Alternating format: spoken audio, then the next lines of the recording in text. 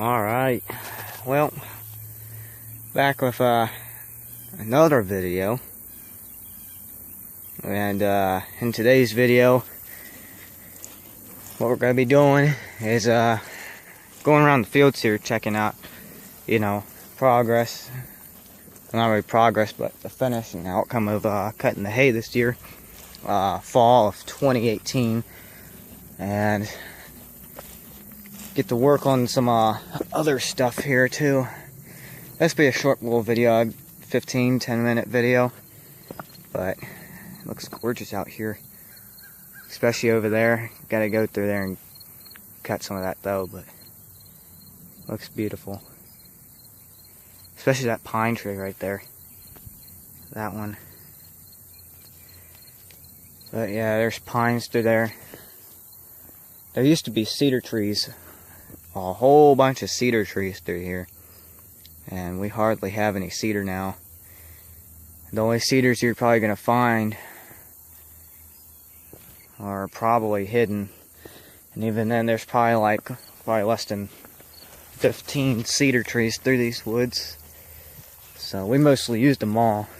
But you might notice something. The Acoalis is not over here. Yes, it is not over here. Where's the Acoalis? Well, had a little bit of an issue the other night, and was coming home, coming down the driveway, coming right on through the yard right here, and a parked tractor came over here, turned on a light switch, and I was looking at the cutter. I noticed that the front right tire was completely flat, so let's go ahead and take a look at that. The truck's dead, it's charging. We'll do a startup once I get back.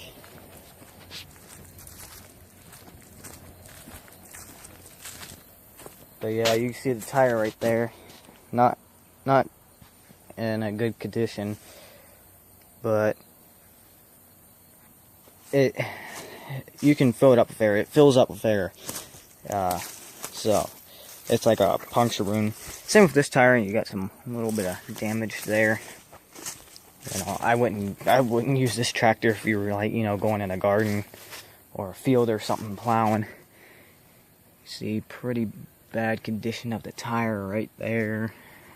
Down here it's kind of split and warped and dry rotted. Not warped, but split and dry rotted. So, but we're not going to focus on the tractor today. So, get back, tractor. Instead, we're going to go across the yard. Oh, and I like this little building right here. This is a building made out of pallets, and I don't know what they used it for. I guess small little animal feed. And then they eventually started throwing a whole bunch of stuff in there. So it's got like a broom handle in there. It's got like soda pop bottles. It had a whole bunch of soda cans in there. But they recently took that all to the scrapyard. Probably got like, I don't know, $10, $15 out of it. The whole building was full, so pretty good money, not too much. But as for that, we are gonna go take a look at the building, not the building. We're gonna take a look at the fields. Prime it there. All right.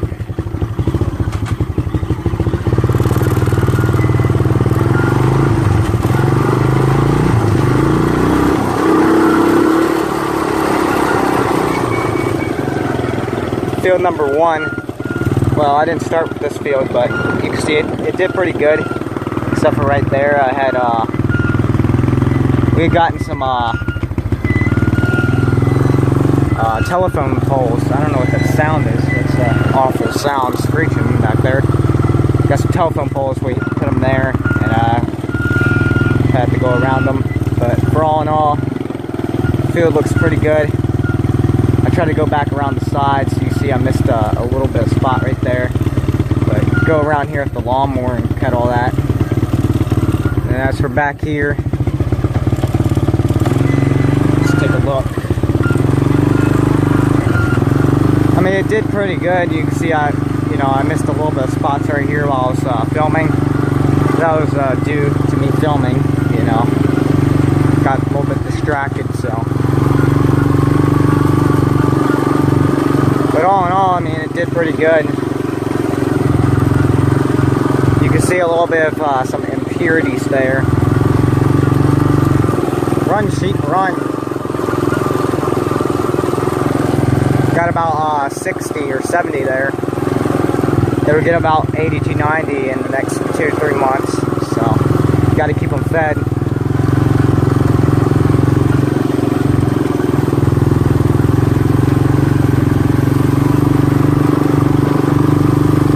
But yeah, it did really good this season. So, hopefully we can just get someone to bale it. Of course, we got the neighbor over here with their soybeans. We actually used to own that land that they planted on. My great uncle, he sold it about maybe more or less than 20 years ago. So that's about 100 acres right there. This right here is probably around, I don't know, 60, 70 acres that he farms.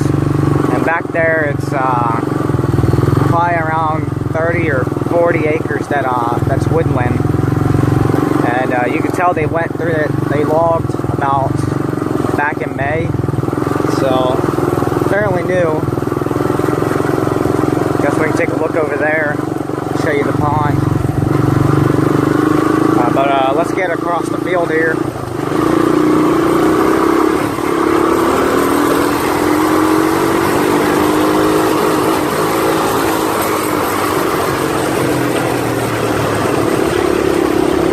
Yeah, it did pretty good here.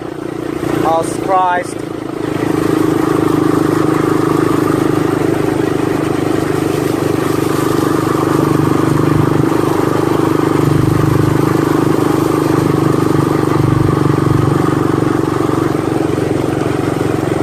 So we just need someone to come and rake it and bale it. We have a rake, but yeah, the rake it don't work. I don't know why. I mean, I can always fix it, but I'd rather just get someone else to rake it. I don't have any experience using the rake, so that's probably one of the reasons. Mostly one of the reasons, anyway. But we're still on our land, going through here.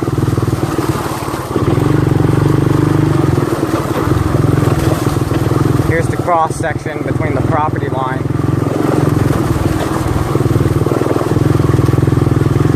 Our land still goes way back through there. And here's their land.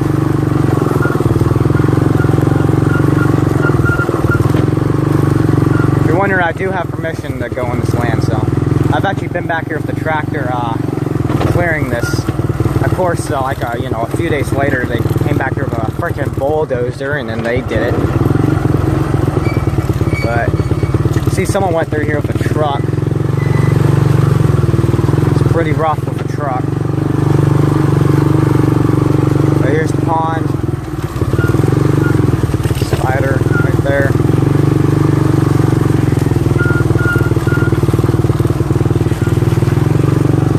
Looks like they didn't have a good time there. If you're going back here through these through woods and stuff and trails, I'd recommend having like a winch, a four-wheel drive vehicle, and definitely a vehicle with a differential. Because without that differential, even if you have a four-wheel drive, that differential will definitely help. So let's turn around right here. There's a stump right there. Let's downshift to a little bit of a lower gear. All right, let's back up here. Because this is not the place I want to get stuck. I don't think I'm going to be able to, no. Alright. Let me go ahead and do that. Let me put you guys down in the seat here. God, spider webs and everything today. It's pretty rough down here.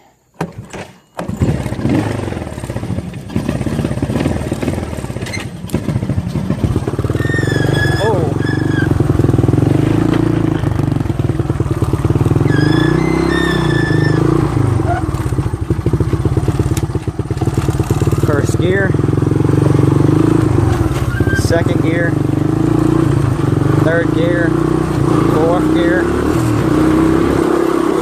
That's fifth. It only has 5 gears, so it's still pretty fast. It goes up to 45 miles an hour. But how would I know, right?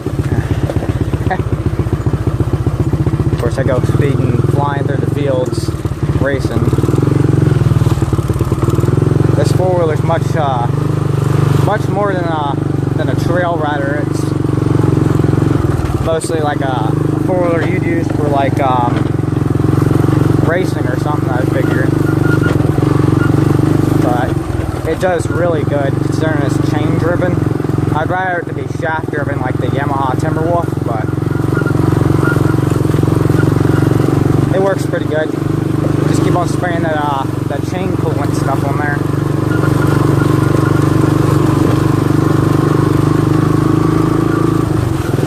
Put some of that on there.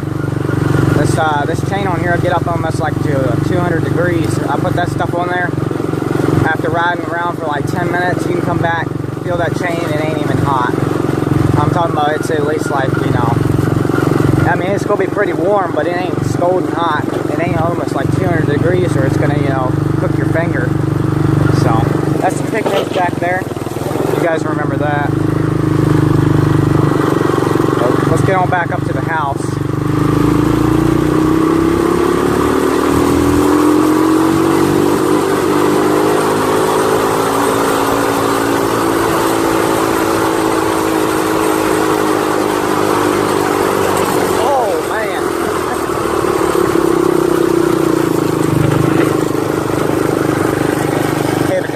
Hit a little bit of pile of dirt with the left tire here. Looks pretty good still, so looks like it didn't damage it. This four-wheeler's pretty tough. That's what I like about it. Alright, let's downshift here.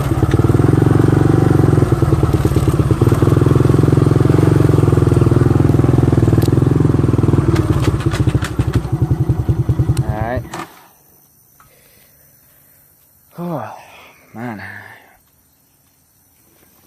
Alright. Get my boots all straight so I ain't getting grass clippings and trash in there. Let's head on over to the truck. I got the, I had the cat eating dog food. Yeah, she's deaf, so watch this. Didn't even notice it. Yeah, I'm here. Deaf cat. Had this one on there. I just switched it out when I came down here before I started the video. So pick up my hat here. I can't wear no new hats down here. This was a new hat about a year ago. Now it's all destroyed. So, but let's check out the voltage here. Got 13 volts there. So we might be able to start her up. She's dead. She was 2 volts, 3 volts, like, what was that? That was like Monday or Tuesday. Was it Monday or was it Tuesday? Oh, a few days ago it was like 3 volts. So, let's go ahead and see if she'll start up for us, if the key will turn. Alright.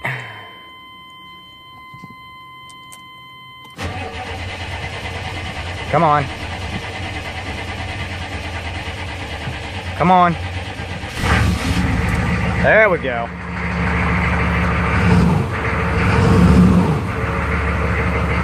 Yeah.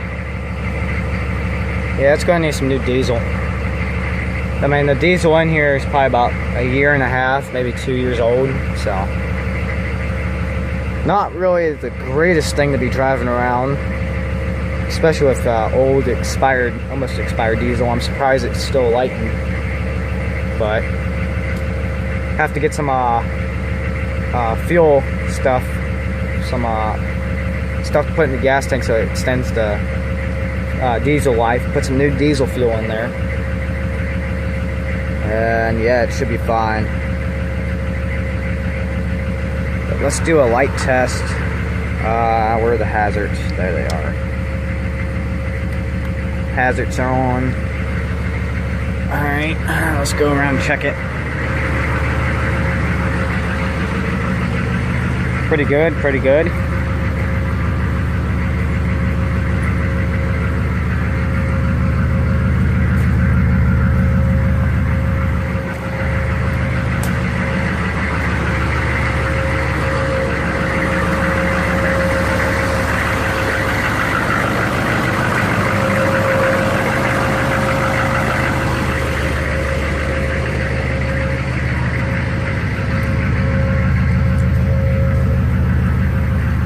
Alright, well, looks to be, looks everything's good on it. Looks like it. Cab lights. I got all my tools back there. Oh, well, I should probably run in this thing.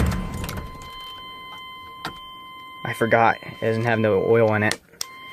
So, it's probably not that good to be running this thing. But anyway, we can shut the door. I'll leave this charger on here for a little bit more. But where is it? There it is. Oh well. Looks like it got some pretty good lubrication. Even though it has no oil, must have had like a little bit of oil in it. So that's a pretty good sign when you get a lot of oil on there. So, transmission's fine. Got coolant. This is a turbo. So, this is on. I think it's like a 6.5, 6.6. I think that's a 6.6.